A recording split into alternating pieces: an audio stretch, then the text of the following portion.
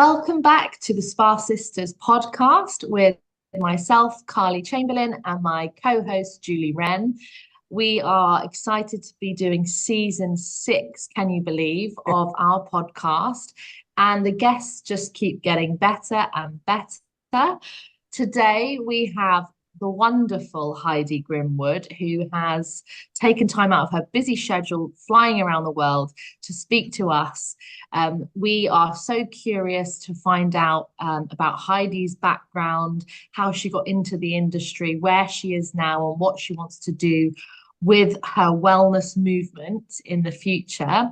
So, Heidi, welcome. Hi, lovely to have. Thank you for having me. You're so welcome. You're looking a bit glam today, or is this your usual attire? No, we're just getting set up. Actually, we've got an event, 100 years of Rolls-Royce in London. So we're just getting set up for that, and we'll be attending the event this afternoon. Amazing. So obviously, Julie and I do know a little bit about you already, but this is why we want to share your story with the rest of our audience. So you are vice president of a global wellness company. Yeah. We'll go into the details of that a little bit later. But tell me how a girl from Brighton becomes the vice president of a global wellness company. Let's just put it out. Who knows how this even happened? It's a whirlwind. So I suppose for me, growing up, I was actually I was a clinically obese little girl from a very young age. So I always struggled with my weight. And when I was about 12 years old, I was transitioning into secondary school, and I was like, I'm not continuing going through this. Like, I was being bullied, and, you know, life was miserable, couldn't fit in any of the clothes I loved. So my mum helped me embark on a journey of healthy eating and getting on track. And especially back in those days, I'm quite old. So back in those days, it wasn't, you know, as well kind of heard of, you know, to kind of put kids on these healthy eating. And then I got into sports. I got into exercise and got into the performing arts. So I did a lot of dancing and acting, etc. So it became, from about the age of 12, it became my life, but it became part of my journey because I always had to maintain this lifestyle. Otherwise the weight would come back on. You know, I could look at a cake and I'd gain a few pounds, you know.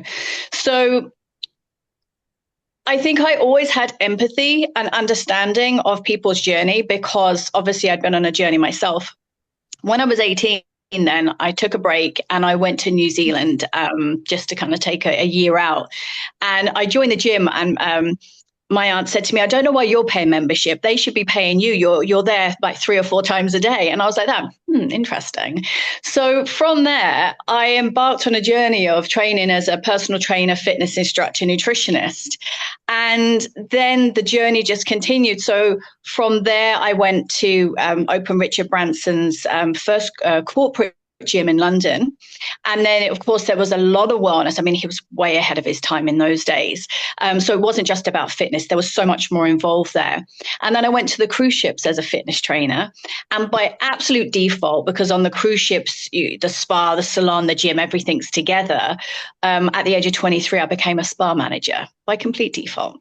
And my journey just continued from there. And of course, like at that stage, I had learned massage. I obviously had nutrition and fitness. I mean, please don't ask me to cut your hair, but I certainly understand like the process of a hair salon, you know, and I understood about beauty as well. Again, you don't want a facial off of me, but the massage is not too bad. But I learned everything because I always had this intrigue about about this journey. And then when I left the cruise ships, oh gosh, I was about 25, 26. I went to the Maldives and opened one and only Riti Ra, which would have been the first like 7-star resort in the Maldives. And it was wellness. And they'd built the most beautiful concept of wellness. And of course, no one had understood it back then. You know, it was so new. But in fairness, they did a fantastic job. And it was my first stepping stone into what I call the outside world off of cruise ships, where I embarked on that complete wellness journey. From there, went to Ireland, had my daughter, worked in a couple of high-end hotels there as well in the spas, and then set up my own company and become a consultant and a trainer. then, 4.5 years ago, 5 years ago, this company contacted me and said, we've seen what we're doing. We've got this role coming up. And I said, oh, this be very interested, in joining you guys. Especially for my age, because I'm in my 40s and I'm married with a child. It's not necessarily, you don't necessarily think that these companies are going to look at you, because they tend to consider it a bit of a younger age games, but these guys saw they needed experience, and age. Obviously, experience comes with age. So we started the conversation. What was so funny was that it was just before COVID, before we realized COVID was coming in, the conversations happened. So when the world shut down, I said, well, that's the end of that conversation. Nothing will be happening.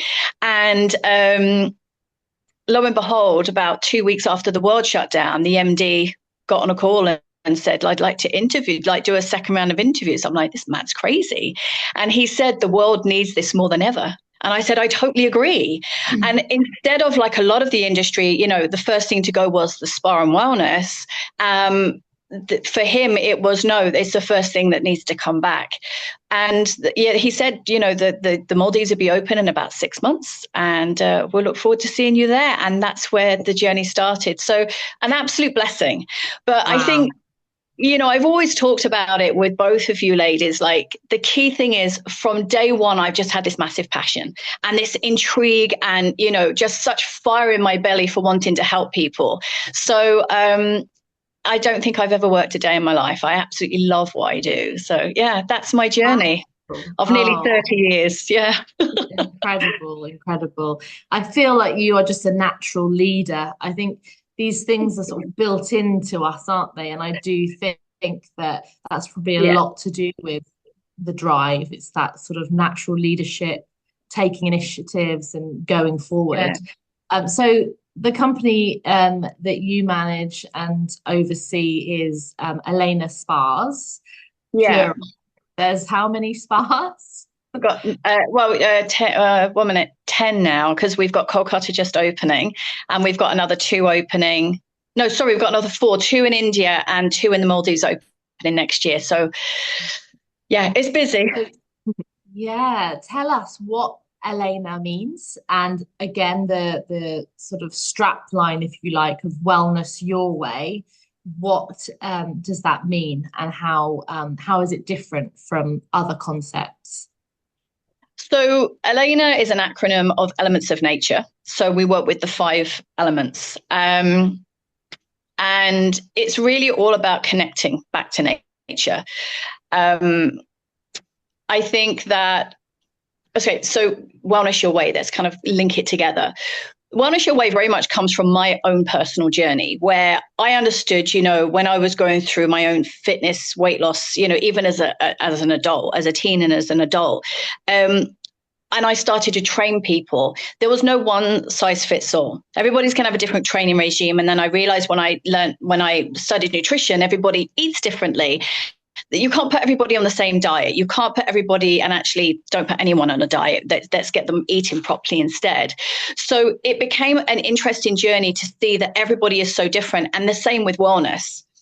So what I've discovered over the years of watching wellness evolve is that we've actually put wellness into a very small pocket, in the sense that in the industry as a whole, we're targeting wellness for maybe that 1%, that 1% who understand it, is able to go all in and really embrace, these retreats, this hardcore element of it. Okay.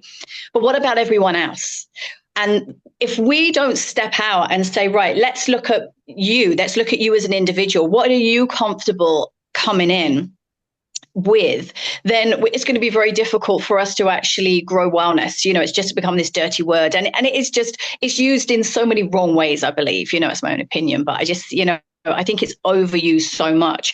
So where does it come in with ELE NA and Wellness Your Way? Very much, whether it is a spa-related treatment, because a lot of the properties we have in the Maldives are all-inclusive, or whether it goes on that wellness journey, what I want to give guests the opportunity to experience is at their own capacity, that they can come in and say, I want to toe dip and I want to see what this is about, but maybe I just want to sample a little bit of it. So we do it through treatments. We have what we call Wellness Seeker, which is the toe dippers. It's just that little a la carte menu of introductory wellness treatments. But then we also do it in another way where we offer workshops. So maybe a guest is a bit like, I don't want somebody doing energy healing and telling me what they can see and all these crazy things, but maybe I want to learn about it. So they'll go into a workshop and learn about the wellness. So we try and embrace and embody every element of wellness for people to come in at their own comfort zone. So for our company, it stands for three very simple things: training and development. So growing our team and involving our team. It's all about people first. So not about the guests are more important than the staff, or the staff are more important than the guests. People first is that everyone's important. So we really do put our people as our priority. And you have your sustainability then that comes in. So your sustainability comes in where we're looking at sustainable wellness. So if I give you this real hardcore wellness journey to go on and then say, right, and you're going to now only eat dal and rice every day for the next month and do this, that, and the other, not many people are going to be able to follow that. But if I can give you something that's more sustainable for you and your lifestyle, then you're going to start to gain more results. And like my own husband has been on his journey with wellness, and he had very bad eczema. And it took him 3 separate months of individual attempts going to India on these ashrams to finally get it. Now that took nearly a year, but it was a hard journey. And I watched him go through that journey, and I said, I don't want anybody to, out of my side, to go through that hardcore journey again. We should be able to intuitively work with the guest to understand how far they're comfortable taking it. And then we can obviously let them tell us when they're ready that they want to take the next step. So I think Elena and Wellness Your Way is very much about allowing people to take their own journey. And it's up to us as professionals to give them the education, the knowledge, and inspire them. They've got to follow us, by the way. We've got to lead by example. Okay. And if they follow, and then if they see what we're doing, they become inspired to follow us as well. So I think that's really important. And they come back, I think, because this industry is so transient that, you can cater for that guest that might just have one sort of 2-week experience with Elena, but whatever they're left with has an imprint, or makes them want to return, or they know what they need to do going forward, because they're not just sort of sent on their way. That they've been guided and advised and, like you say, educated. Wow, fantastic. Thanks for sharing that. Thank you. Jules. Yes, obviously that's so totally inspiring. And I know, Heidi, that you travel a lot as well, and you're on panels and go to conferences. So have you noticed in the international spa and wellness space that they are presented perhaps with some of the similar economic, social, even employment challenges that we see in the UK right now? It's everywhere. It's absolutely everywhere. Yeah. And I go back to what I was saying earlier. It's training and development. When we get staff that have left us, because they're being poached by some very big companies, we're very proud. But then after maybe 6 months to a year, they say, can I come back? And we say, what's your reason for coming back? Because you're going to develop me. I'm going to grow. I'm going to learn new things. Companies are not doing it. So companies are losing. But also, I think people are not seeing longevity in the industry. Like I said earlier, they're seeing it as a young people's industry. And we can't have that. There is a space, and especially like the older you get, you want to go deeper into wellness. Yeah. It's age and wisdom that you're bringing to people. It's not stuff that you've read out of a book, So I think that's really important, that we actually have a space for all different ages, because I think people are dropping off, Jules, because of the salary challenges. They're not getting paid enough money, or there's not enough growth for them. But I also think that they're getting burnt out. And obviously, and for us, it's slightly different, because a lot of our properties at the moment are resort properties, but we are coming into some urban properties now as well. But it's that whole thing when you have a family of working weekends. So that becomes a challenge when you've got kids. So I think it's up to us as an industry to say, okay, how can we work this? How can we work this so that we can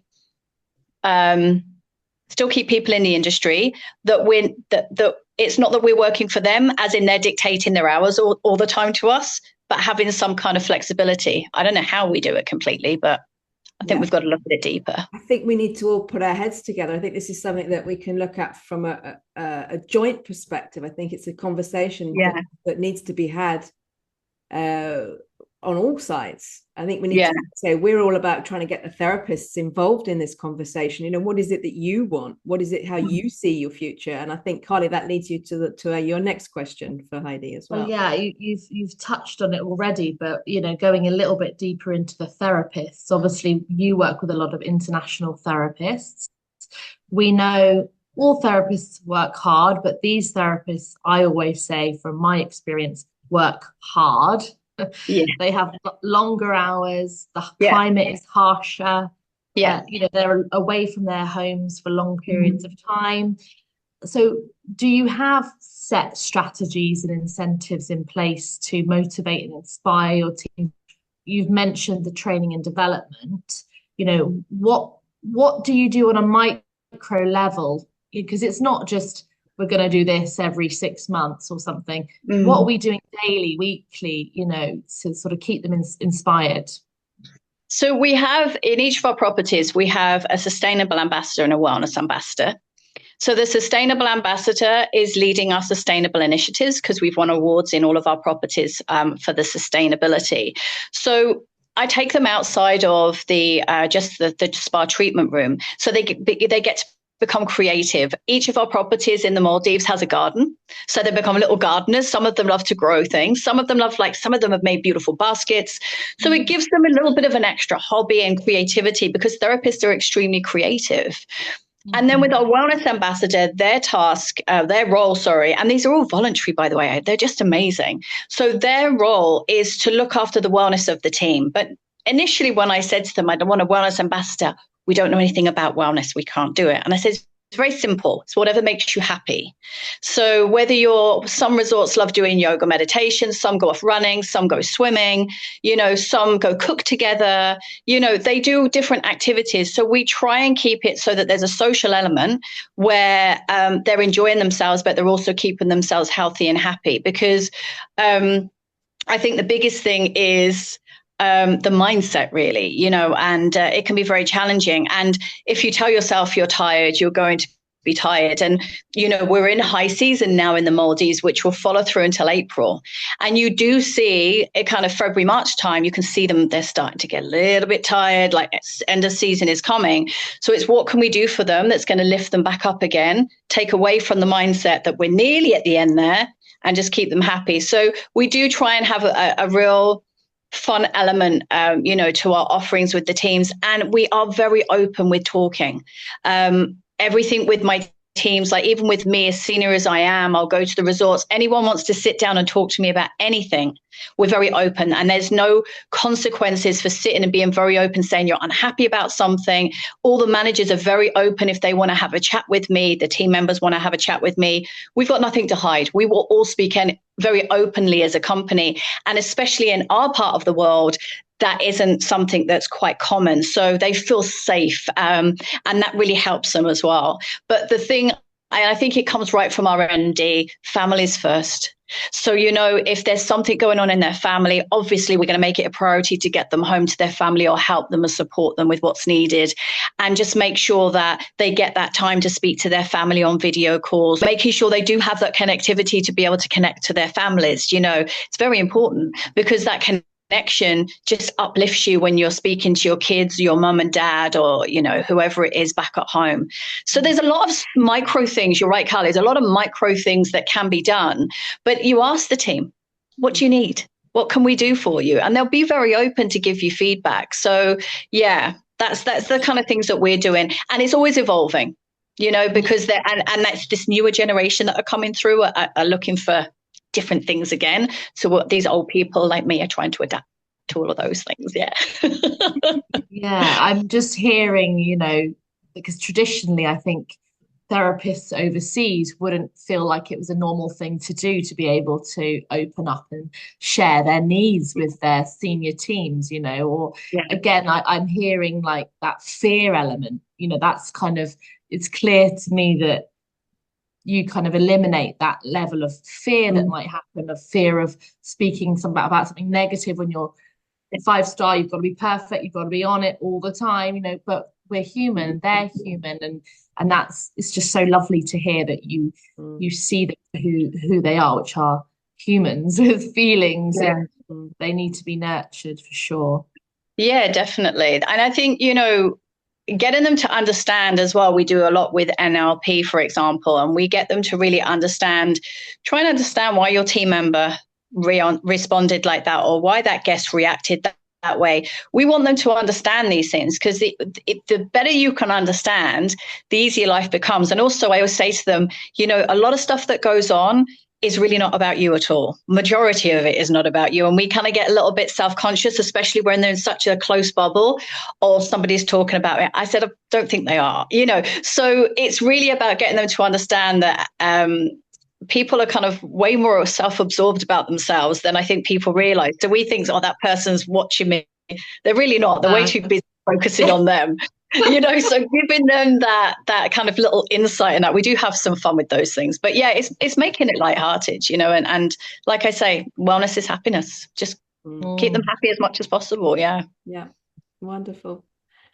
Can I just ask something there? I mean, does that model work well because they're on a resort?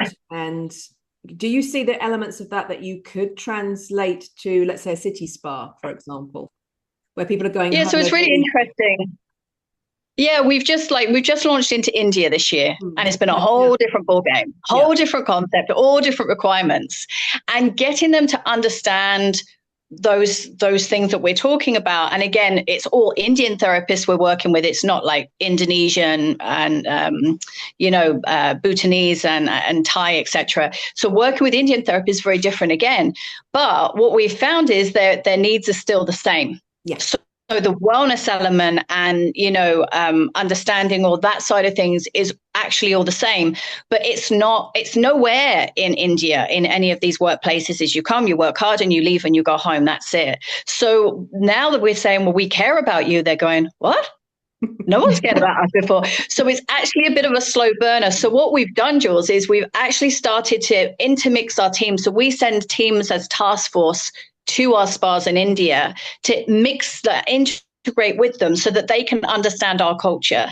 And so we're trying to ingrain that culture in these new teams now, and they're slowly starting to understand us, but it took a lot longer than we realized. We thought everyone just got us, and no, they didn't. So yeah, there is definitely a space for it. Slightly different. And again, we're going to have challenges, not challenges, but similar challenges to when I worked in Ireland. It's that weekend work again. It's that certain times of the year when people have got holidays and everybody wants to take the holidays and things. So there is going to need to be different structures in place for that kind of thing. There's a way of doing it. And I did it in Ireland. So, I'm ready for it. Okay. So there's threads people can pull out of this and put it in place. Give it a try. That's brilliant. So I think it's fair to say that, as you said earlier, this is not just a job. This is like a passion. This is your life and a movement. And I can really see that you've dedicated your life to this and to changing the way that we look at how we work with our therapists.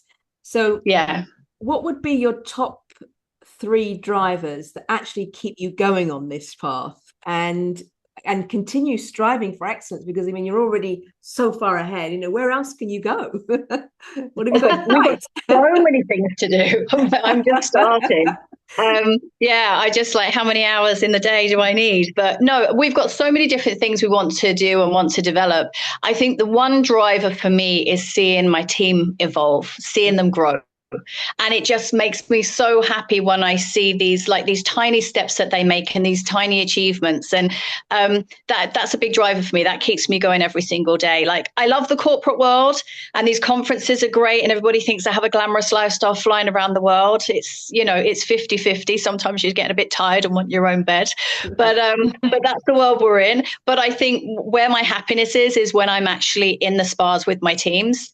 And I was in Jamnagar last week in India with our team, and I arrived exhausted because I'd done so much traveling, and I left on a high because of just everything they're achieving and just spending time with them. And I just went, this is why I do this. So I will never completely disconnect from that level. it doesn't matter how more senior that I go in the company, I'll never disconnect from that because that's my energy. Wonderful. Yeah. I think you said it there. It's the exchange, isn't it? You know, the output and the input. It's just this constant cycle. Yeah. Ah, fantastic. Thank you, so Heidi. much for sharing. Yeah.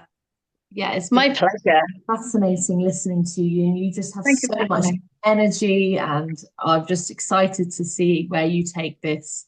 Yeah, next year's going to be an interesting one. So watch this space. Can't wait. We can't wait. Yeah. And if anyone's keen to learn more about ELE NA, they can visit your website, which is it ELE-NA.com? Yeah, that's so it. elena.com. And if you want to learn more about the Spa Sisters, visit us on social media at Spa Sisters Podcast, or email us at spasisterspodcast@gmail.com. But Heidi, it's been an absolute pleasure. Go and enjoy the rest of your day. Ladies. And you. We can't wait to watch your journey. Thank you. And I look forward to seeing you both soon. Hopefully. Yes. Yeah. Take care. Bye.